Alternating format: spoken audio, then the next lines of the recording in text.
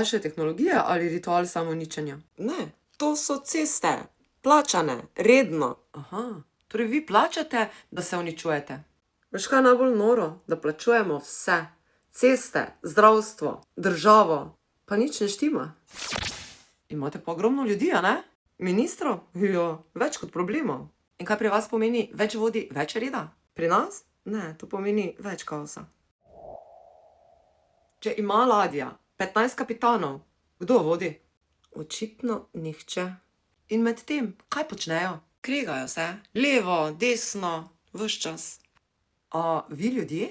Mi pa zbiramo strani in se prepiramo med sabo.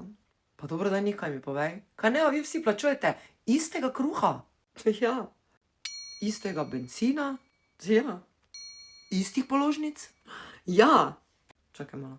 Zakaj se borite drug proti drugemu, namesto proti temu, kar vas vse tepta? Poglej to, čakaš mesece, leta, včasih prepozno. Ampak sredstva imate. Drži? In sistem? Tudi. In ljudi? Ja. Potem imate vse razen delovanja. Na našem planetu bi to dali v muzej. Pod napis, kako ne voditi civilizacije. Mesto propada. Ceste so katastrofa. Ampak vedno se najde denar. Za nekatere. Za koga? Za njih. Tisti, ki ne bi delali za nas. Naj ti nekaj povem, brez šale. Moč ne pokvari človeka, razkrije ga. Če je v njem pohleb, bo vzel vse. Če je v njem praznina, jo bo napolnil z denarjem. In če ljudje molčijo, bo mislil, da je nedotakljiv. In veš kaj je najbolj noro? V javnost je prišlo, da se krade, da se dogajajo stvari, ki niso normalne. In kaj naredimo mi? Se združite? Ne. Kregamo se, kdo je to zdaj razkril. To je ful pomembno. Ali bi sploh smelo priti ven? Počakaj. Ko odkrijete, da vas nekdo krade, se ne združite proti njemu, ampak se kregate med sabo. Ja, vem, butasto, ampak to je realnost. Na našem planetu bi to imenovali popoln sistem nadzora. In veš, kaj je najhuje? Da to sploh ni njihov denar.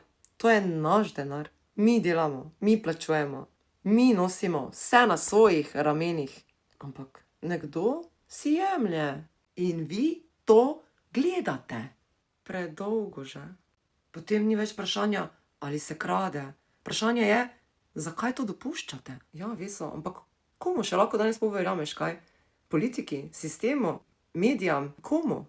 Ko zgubiš zaupanje v vse, to ni konec, to je začetek. Začetek, da začneš verjeti sebi. No, vsaj to imate stabilno, luknje so vedno tam. To pa zagotovo. Edina stvar, ki deluje brez napak.